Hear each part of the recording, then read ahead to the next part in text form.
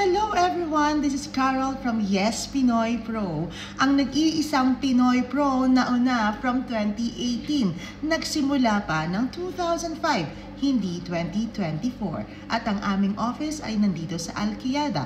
Ngayon po, sabihin na natin yung totoo.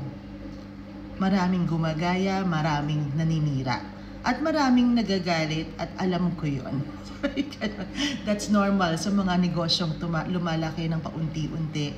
Hindi hila yan ng mga kapwa Pilipino din. Ito lang masasabi ko sa inyo. You have to understand the rules in United Arab Emirates. Hindi mo pwedeng sabihin na kailangan mong mag-ingat dito sa office Alquiada, lalo na kapartner namin, ang Ajman, Free Zone, DMCC, ang Rakes, at marami pang iba. Approved po yan ng MWO. Ito nga po yung mga listahan ng MWO at it's from 1988 pa na mga businesses. Para siraan mo, oy! Bago ka magsasalita, alamin mo muna ang batas na nakasulat. There are different kinds of visas in United Arab Emirates. One of them are true employment visa. Hindi po yan freelance visa. At sinabi ko na yan sa mga vlog ko from 2018. Sana makita nyo yung mga videos ko.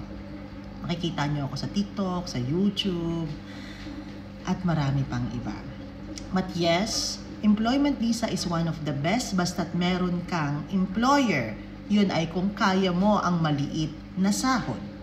But, sabi ko nga rin sa inyo, mayroong freelance visa na approve ng UAE government at ng MWO. Kaya nga po nakakakuha kami ng mga tao sa Pilipinas sa legal na paraan. Ngayon, tama po, mag-ingat kayo dito sa Alquiada dahil dito matututunan ninyo ang totoong freelance visa na hindi binibenta ng iba, di ba? Sa Yes Pinoy Pro lang po kayo makakakuha niyan.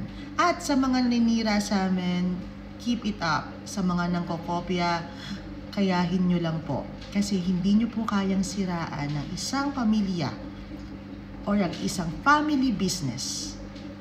Dahil nandito po kami sa aming cute na office. Aha, ito po ay reception pa lang. Aha.